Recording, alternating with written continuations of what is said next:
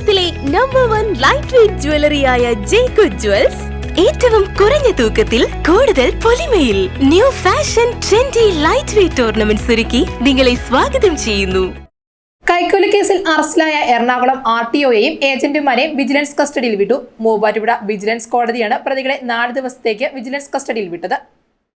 സ്വകാര്യ ബസിന്റെ പെർമിറ്റ് പുതുക്കി നൽകാൻ കൈക്കൂലി വാങ്ങിയ കേസിൽ അറസ്റ്റിലായ എറണാകുളം ആർടിഒയെയും ഏജന്റുമാരെയും 4 ദിവസത്തേക്ക് വിജിലൻസ് കസ്റ്റഡിയിൽ വിട്ട് മൂവാറ്റുപുഴ വിജിലൻസ് കോടതി. മദ്യവും പണവും കൈക്കൂലിയായി വാങ്ങിയ എറണാകുളം ആർടിഒ, എളമക്കര തൊട്ടിപ്പറ TM ജർസൺ, ഇടനിലക്കാരായി പ്രവർത്തിച്ച ഏജന്റുമാരായ G രാമപടിയാർ, മരട് മണപ്പാട്ടുപറമ്പിൽ R സജേഷ് എന്നിവരെയാണ് മൂവാറ്റുപുഴ വിജിലൻസ് കോടതി തിങ്കളാഴ്ച വൈകുന്നേരം 4 വരെ വിജിലൻസ് കസ്റ്റഡിയിൽ വിട്ടത്. ബുധനാഴ്ച വിജിലൻസ് SP S ശശിധരന്റെ നേതൃത്വത്തിലുള്ള സംഘം അറസ്റ്റ് ചെയ്ത പ്രതികളെ വ്യാഴാഴ്ച മൂവാറ്റുപുഴ വിജിലൻസ് കോടതി 14 ദിവസത്തേക്ക് റിമാൻഡ് ചെയ്യുകയായിരുന്നു. തുടർന്ന് വെള്ളിയാഴ്ച മൂവാറ്റുപുഴ കോടതി വിജിലൻസ് കസ്റ്റഡി അപേക്ഷ പരിഗണിക്കുകയും തിങ്കളാഴ്ച വരെ പ്രതികളുടെ കസ്റ്റഡി കാലാവധി അനുവദിക്കുകയുമായിരുന്നു.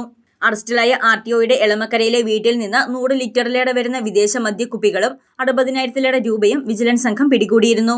പ്രതികളുടെ ജാമ്യാപേക്ഷയും വെള്ളിയാഴ്ച കോടതിയിൽ സമർപ്പിച്ചിരുന്നു. തിങ്കളാഴ്ച കോടതി ജാമ്യാപേക്ഷ പരിഗണിക്കും. News desk Muvattupuzha news. നൂറ്റാണ്ടുകൾ പഴക്കമുള്ളതും സദാശിവ ബ്രഹ്മത്തിൽ പൂജയുള്ളതുമായ കിരാത ശിവപാർവതി സാന്നിധ്യം കുടികൊള്ളുന്ന ദക്ഷിണക്കൊട്ടിയൂർ പോത്താനിക്കാട് തൃക്കേപ്പടി ശ്രീ മഹാദേവ ക്ഷേത്രത്തിൽ 1000-ൽ പരം ഇളനീരുകൊണ്ട് 2025 ഫെബ്രുവരി 20 മുതൽ ശിവരാത്രി വരെ ദേശ ഇളനീരാട്ടം നടത്തുന്നു. എല്ലാ ഭക്തജനങ്ങളുടെയും സാന്നിധ്യ സഹകരണങ്ങൾ പ്രതീക്ഷിക്കുന്നു.